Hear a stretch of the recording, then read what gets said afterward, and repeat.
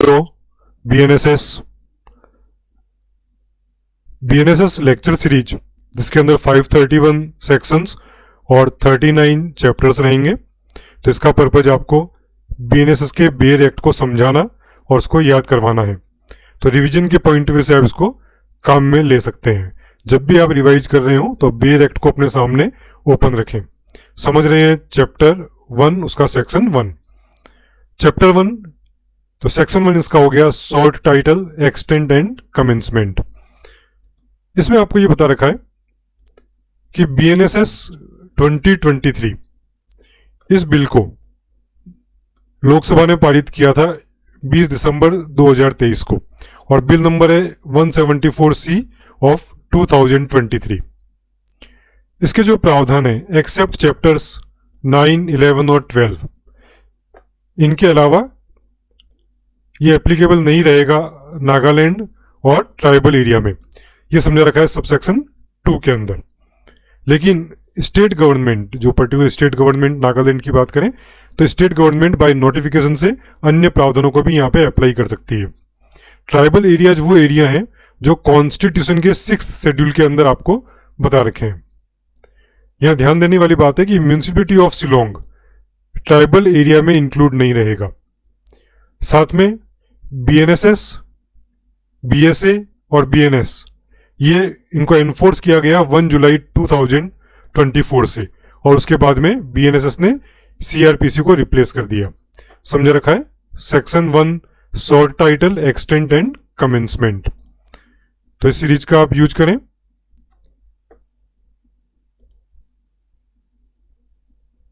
किसी भी तरह के डाउट के लिए या इस सॉफ्टवेयर को लेने के लिए आप व्हाट्सएप कर सकते हैं 9314292470।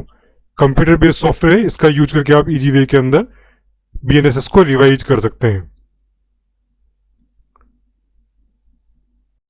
लर्निंग लॉ बीएनएसएस चैप्टर 1, इसमें कुछ डेफिनेशंस वगैरह दे रखी है और सा कमेंसमेंट वगैरह कब हुआ है इसको हम समझ रहे हैं। पार्ट हम लेते हैं डेफिनेशंस। तो इसमें 26 डेफिनेशंस है ए से लेके जेड तक। तो सबसेक्शन 1 के अंदर हम पार्ट ए की बात करें तो डेफिनेशन से लिखी हुई है। तो फर्स्ट हो गई audio video electronic means.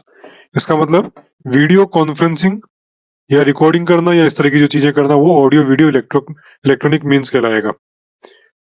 Part B release of a person. Bail का मतलब क्या हो गया, रिलीज ऑफ ए पर्सन। और वो रिलीज जो किया जाएगा बॉन्ड पे किया जाएगा या बेल बॉन्ड पे किया जा सकता है, इसको भी आगे समझेंगे। See bailable and non bailable offences. ये जो बीएनएसएस के शेड्यूल 1 में है उसमें समझा रखा है ये कौन से ऑफेंस बेलेबल हैं और कौन से नॉन बेलेबल हैं। तो सेक्शन 1C के अंदर ये बेलेबल और नॉन बेलेबल ऑफेंस के बारे में समझाया है। सबसेक्शन 1D के अंदर बेल बॉन्ड। बेल बॉन्ड जब बारी आएगी तो release with surety, means surety होने चाहिए फिर रिलीज होने के लिए। तो समझा रखा है डी के अंदर बेल बॉन्ड। श्योरिटी 1 या 2 हो सकते हैं। बॉन्ड, इस बॉन्ड में श्योरिटी की रिक्वायरमेंट नहीं होती। पर्सनल बॉन्ड विदाउट श्योरिटी, मतलब कोई पर्सनल आदमी की रिक्वायरमेंट नहीं रहेगी, है ना, कोई श्योरिटी नहीं चाहिएगा। तो ये हो गया बॉन्ड ई के अंदर। F charge. चार्ज मतलब जो ऑफेंस जो हेड क्रिएट किए गए तो वो चार्जेज हो गए। तो नंबर ऑफ चार्ज एक ही ट्रायल के अंदर एक ही ऑफेंस में वहां पे हो सकते हैं। तो चार्ज 1 और मोर देन 1 समझ रखा है एफ में।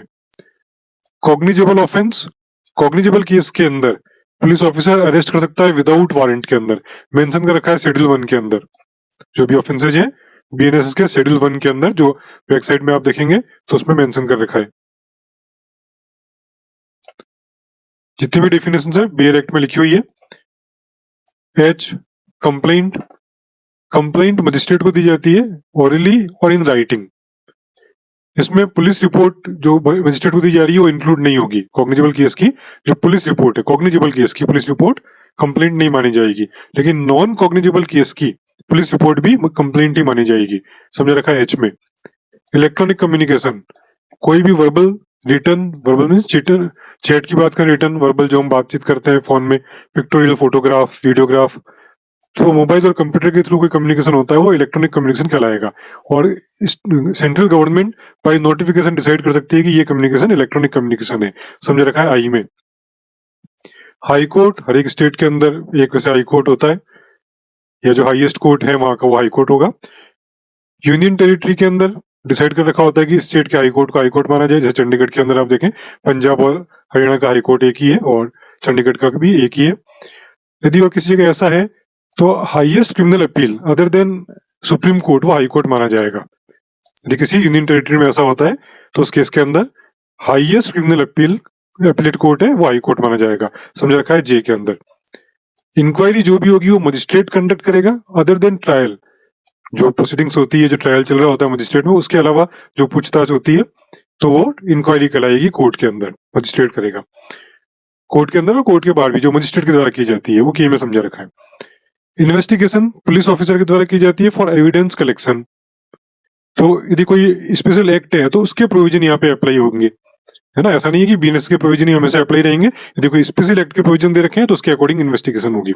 समझा रखा है एल के अंदर। तो ये डेफिनेशन हम कर रहे हैं सेक्शन 2 के अंदर बीएनएसएस। एम जुडिशियल प्रोसीडिंग, यदि कोई एविडेंस ओथ पे ले जाते हैं तो वो judicial proceeding. Local jurisdiction, area of power exercise, magistrate है या पुलिस ऑफिसर है कोई भी है, उनका एक एरिया होता है जिनके अंदर उनकी पावर चलती है, तो जहां पे वो अपनी पावर को एक्सरसाइज करते हैं तो कहलाएगा लोकल जुरिस्डिक्शन। और ये स्टेट गवर्नमेंट बाय नोटिफिकेशन बताएगी, तो उसमें कंप्लीट स्टेट भी आ सकता है और पार्ट ऑफ स्टेट भी होता ही है। ओ नॉन कॉग्निजेबल ऑफेंस, इसका मतलब कोई अरेस्ट नहीं हो सकता विदाउट वारंट। समझा रखा है ओ में नॉन कॉग्निजेबल ऑफेंस। नोटिफिकेशन, जो ऑफिशियल गजेट के अंदर पब्लिश किया जाएगा वो नोटिफिकेशन होगा, पी में समझा रखा है। क्यू ऑफेंस, ये एक्ट है या ओमिशन भी है, पनिशेबल बाई लॉ। तो ये ऑफेंस क्या हो गया, एक्ट और ओमिशन पनिशेबल बाई लॉ। इसमें कैटल ट्रेसपास एक्ट के तहत की गई कंप्लेंट अंडर सेक्शन 20 भी ऑफेंस ही मानी जाएगी।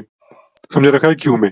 Are officer in charge of police station, state government decide करेगी कि ये आदमी, ये पर्सन पुलिस स्टेशन का इंचार्ज रहेगा। यदि वो एब्सेंट है तो उसका जस्ट जूनियर वो इंचार्ज बनेगा, लेकिन एबो कांस्टेबल रैंक का होना चाहिए।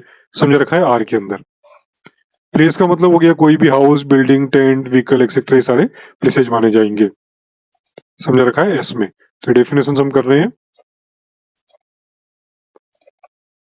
Police report, police officer magistrate को सेक्शन 193 सब सेक्शन 3 के अंदर जो रिपोर्ट भेजेगा एविडेंसेस वगैरह कलेक्ट करने के बाद में उसकी एक समरी भेजेगा, वो पुलिस रिपोर्ट कहलाएगी। समझा रखा है टी के अंदर।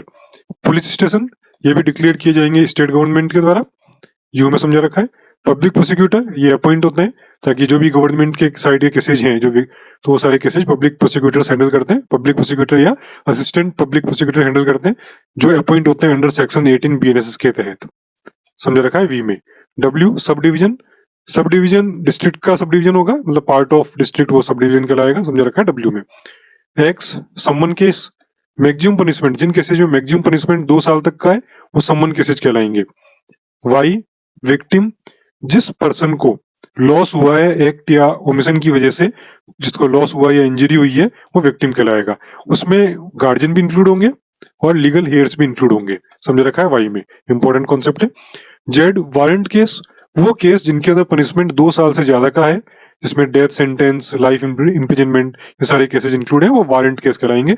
तो वारंट केस में police officer without warrant arrest कर सकता है। समझा रखा है जेड के अंदर। सबसेक्शन 2 के अंदर ये क्या रखा है कि बहुत सारी डेफिनेशन जो इसमें वर्ड और एक्सप्रेशन जो इसमें मेंशन नहीं कर रखे हैं, तो वो आईटी एक्ट 2000 के अंदर या भारतीय न्याय संहिता 2023 में मेंशन कर रखे हैं, वो सारे वर्ड यहाँ पे वर्ड और एक्सप्रेशन एप्लीकेबल रहेंगे। समझा रखा है सबसेक्शन 2 के अंदर। तो हमने डेफिनेशन समझ ली। तो एग्जाम्स के अंदर ये क्वेश्चन जरूर पूछते हैं, और जब भी बीएनएसएस आप पढ़ें तो डेफिनेशन आप सबसे पहले पढ़ने के बाद ही उस चैप्टर को, उस एक्ट को स्टार्ट करें। Learning law BNSS chapter 1 section 3 construction of references. किसी भी लॉ के अंदर एक बड़ा कॉमन वर्ड है मजिस्ट्रेट। तो यदि कुछ एक स्पेसिफिक नहीं दिया गया हो तो उस केस में ये माना जाएगा कि वो जुडिशियल मजिस्ट्रेट क्लास 1 और क्लास 2 के बारे में कहा गया है। जब भी मजिस्ट्रेट वर्ड है इसका मतलब जुडिशियल मजिस्ट्रेट ऑफ क्लास 1 और क्लास 2। समझा रखा है सबसेक्शन 1 के अंदर। सबसेक्शन 2 के अंदर डिफाइन कर रखे हैं जुडिशियल मजिस्ट्रेट और एग्जीक्यूटिव मजिस्ट्रेट के वर्क। तो जब एविडेंस लेके इंक्वायरी, इन्वेस्टिगेशंस वगैरह जो वर्क होते हैं, तो ये सारे जुडिशियल मजिस्ट्रेट के अंतर्गत आएंगे, जिसमें किसी भी तरह का पनिशमेंट पेनल्टी दी जाए या डिटेंशन कस्टडी में रखा जाए, ट्रायल चलाया जाए, ये सारे वर्क जुडिशियल मजिस्ट्रेट के हैं। लेकिन एग्जीक्यूटिव मजिस्ट्रेट के जो वर्क हैं वो एडमिनिस्ट्रेटिव या एग्जीक्यूटिव नेचर के रहेंगे। एग्जाम्पल के तौर पे लाइसेंस की परमिशन, सस्पेंशन या कैंसिलेशन, या प्रोसिक्यूशन का सैंक्शन होना या विड्रॉ करना, ये भी एग्जीक्यूटिव मजिस्ट्रेट की पावर ही है। समझा रखा है सबसेक्शन 2 के अंदर difference between judicial magistrate working and executive magistrate working में। तो हमने समझा construction of references. Section 4 trial of offences under भारतीय न्याय संहिता 2023 एंड अदर लॉज। भारतीय न्याय संहिता 2023 के जो भी ऑफेंसेज हैं वो भारतीय नागरिक सुरक्षा संहिता 2023 के प्रोसीजर से चलेंगे। समझा रखा है सबसेक्शन 1 के अंदर। लेकिन कोई और अदर लॉ है तो उनके भी प्रोविजन तो वही होंगे जो भारतीय नागरिक सुरक्षा संहिता में लिखे गए हैं, यदि उनके अंदर कुछ स्पेसिफिक नहीं कहा गया है। सब्जेक्ट टू है ना, मेंशन कर रखा है subject to any enactment for time being in force. यदि कोई और एक्ट वहां पे टाइम बीइंग इन फोर्स है तो उसके अकॉर्डिंग होगा, अदरवाइज सेम प्रोविजन एज भारतीय नागरिक सुरक्षा संहिता के तहत चलेंगे। समझ रखा है सबसेक्शन 2 के अंदर। सेविंग सेक्शन 5, कोई भी लॉ जो उस एरिया के अंदर प्रिवेल कर रहा हो, different act other than BNSS, तो उस पे भारतीय नागरिक सुरक्षा संहिता अफेक्ट नहीं करेगा। No effect on any special और लोकल लॉ। समझा रखा है सेक्शन 5 में।